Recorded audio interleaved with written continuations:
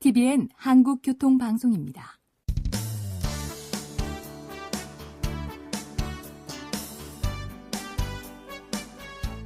한문철 변호사의 교통사고 솔루션. 이 시간 진행의 한문철 변호사입니다. 여러분 안녕하십니까? 오늘은 어린이 교통사고의 위절에 대해서 설명드리겠습니다. 어린이가 교통사고로 사망하는 경우도 있고요. 또 크게 다치는 경우도 있습니다.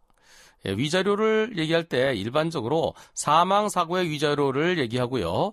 그리고 다친 경우에는 사망사고의 위자료의 일부분, 예를 들어서 그 장애가 많이 남아서 100% 장애일 때는 사망사고와 똑같이 보고 장애가 안 남았을 때는 적당하게 입원 기간이라든가 여러 가지 고려해서 위자료를 평가하는데요.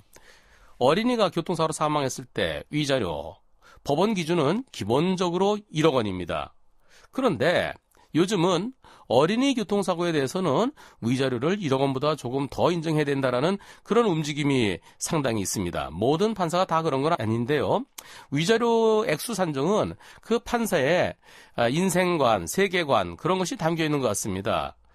판사에 따라서 어떤 판사는 이 어린이가 이 교통사고로 사망하지 않았더라면 어쩌면 대한민국을 통일시킬 수 있는 그런 일꾼이 될 수도 있었을 것이고 또 유엔 사무총이 될 수도 있었을 것이고 또 전 인류에게 어떠한 커다란 공헌할 수 있는 과학자가 될 수도 있었을 텐데 그런데 그러한 기회를 꿈을 펼쳐보기도 전에 그 어린 나이에 사망했으니 얼마나 슬프냐. 따라서 어린이에게는 위자료를 더 인정해야 된다. 이런 생각을 하는 판사들도 있고요. 또 일반적으로 성인의 경우에는 성인은 돈을 벌고 있죠. 돈을 벌고 있었던 그 손해, 돈을 벌고 있었던 것에 대해서 돈을 벌지 못하게 된 손해, 그것을 곧바로 적용받을 수 있는데 어린이는 바로 적용받지 못하고요.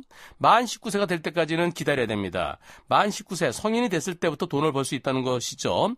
따라서 어린이가 예를 들어서 7살에 교통사고로 사망했다고 그러면은 7살부터 만 19세까지의 그 기간을 버리게 되는데요. 그것을 호프만 수치라고 그럽니다.